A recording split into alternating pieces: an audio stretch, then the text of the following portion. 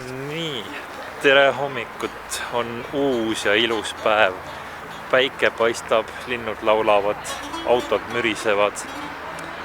Lubatakse 17 sooja kraadi ja mitte kübetki vihma. Mõnus kuldne sügis on siin. Me lähme kohe siin meie hotelli ees asuvasse Amir Timuri muuseumisse ja saame teada, kui vägev mees ta oli.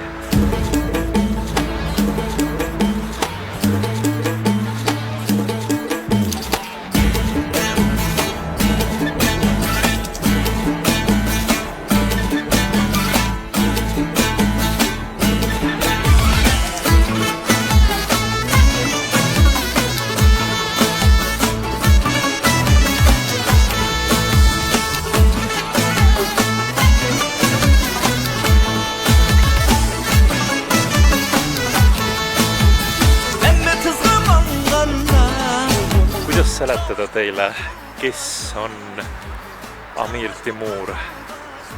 Ta on põhimõtteliselt ikkagi selline kokku klopsitud tegelane, kelle äratas ellu kauaaegne diktaator Islam Karimov. Nõukogude aeg oli lõppemas, Gorbatšovi glasnost täies hoos ja kohalik diktaator ei tahtnud mitte anda siin võimu käest ära. Ta kuulutas Usbekistani iseseisvaks, aga siis oli häda.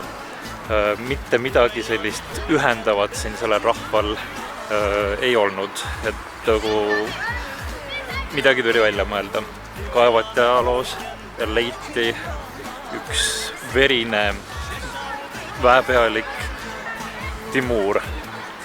Timur on Samarkandist pärit mees, kes elunes siis täpselt peale Džingiskhaani vallutusi, kui Džingiskhaan oli maha surnud, tema poegadele see kogu tema riik pärandatud ja täielik mäss lahti. Mitte midagi ei püsinud koos ja kohalik Timur, kes siit Usbekistani aladelt siis pärit on, hakkas seda uuesti kõike üles ehitama. Maha tapeti miljoneid, aga ühendati ära alad Istanbulist Delhini. Nii et see ala oli meeletu, aga tema on Usbekistani mees, kes tegi tohutut ajalugu üle 100 000 miljonite laipade, aga tema on nüüd siin rahvuskangelane. Muud kui ekskursioonid käivad siin, neile räägitakse, kui vägev ja võimas on Timur ja see kõik ühendab neid sügavalt.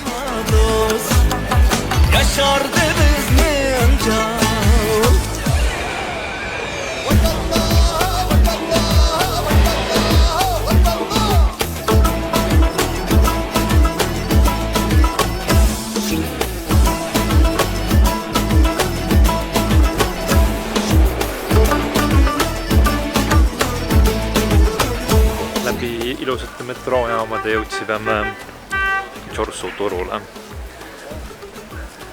See on hästi suur turg, siin müüakse kõike ja me kavatseme osta hästi palju. Et siin peab vaatama, et see auku ei astuks, kui sa niimoodi kaameraga käid.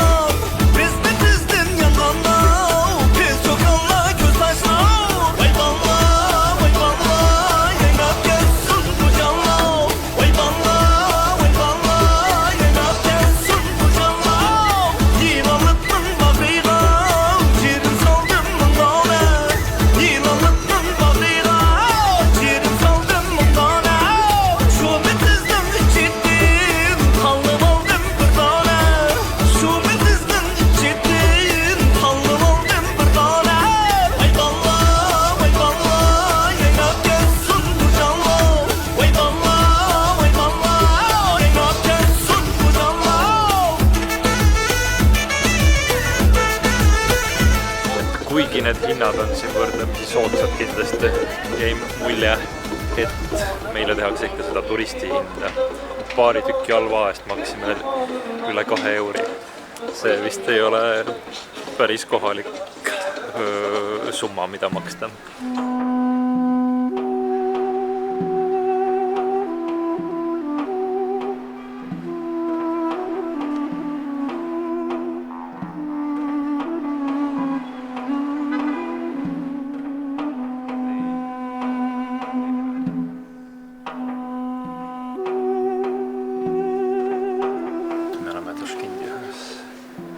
Ajaloolises vaatamisväärsuses, mis tegelikult täiesti nullist üles ehitati praegu toimiv islami ülikoolina, nagu me saame aru.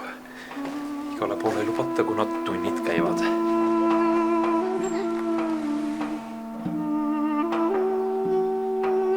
Turg lõppes ära ja me sattusime siuksesse madalate majadega elurajooni. Majad on kõik ehitatud traditsioonilisel viisil, siin on kasutatud palki, savi ja ma ei tea, mis need on, kõrred, õlgi. Ja need kollased, mida te näete siin vonklemas, see on gaasivarustussüsteem. Gaasi on siin hästi palju ja gaas on väga odav. Ootamatult see küla lõppes ja kõrgus tohutu betoonmüür. Ehitatakse uut mošeed. Ma arvan, et lugu oli niimoodi, et üks päev hommikul tulid buldooserid, sõitsid pool seda kena madalat külakest maha ja hakkasid kaevama auku uue mošee jaoks. Seepärast, et tänav, mis Google Mapsi järgi pidi viima meid sinna kõrval asuva sakraalkompleksini, seda ei eksisteerinud.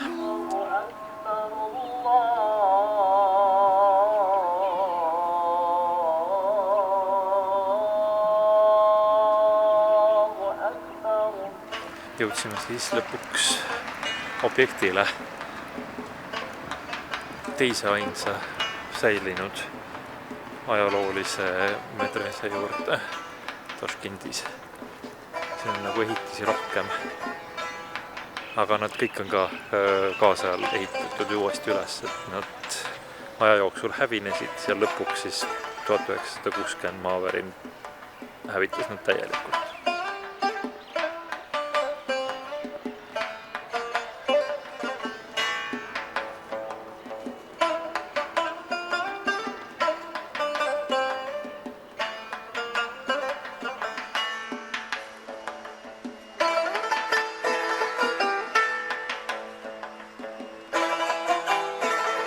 Siin ei ole enam üldsegi tegemist mitte usuasutusega, vaid puhas kaubandus, suveniiriturg ja tõenäoliselt enamus nendest kaupmestest ka Allahist suurt ei pea.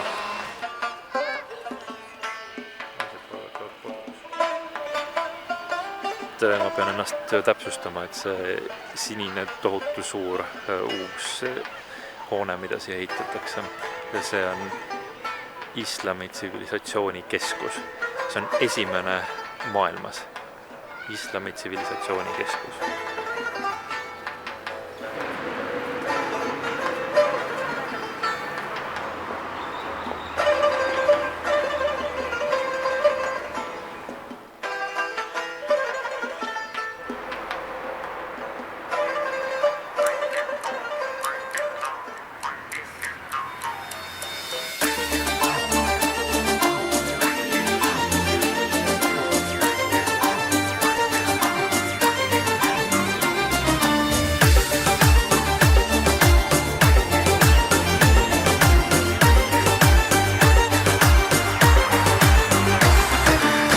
Meil on plaan minna teletorni, et kuna kohe läheb pimedaks, siis on see viimane moment. No muidugi ilmselt pimedus on ka üht-teist näha.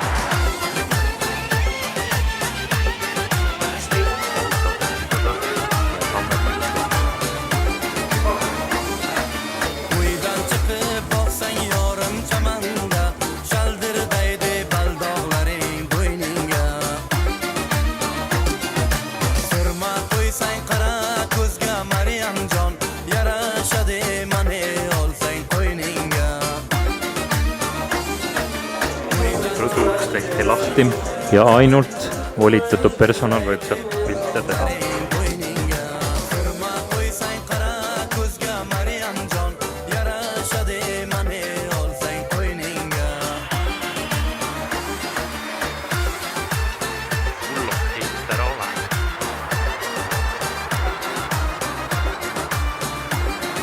Ja meid ootab ees päris pikk rongisõit.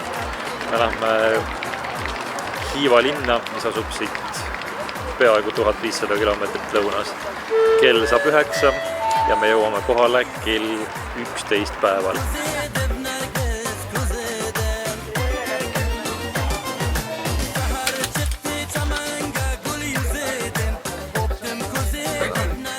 Noh, kuidas on?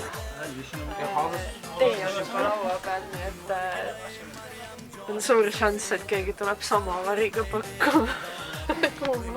Aga ruumikas on siin, väga ruumikas. Hea, et me jõudsime esimesena, muidu oleks siin juba laadaplast lahti pakitud.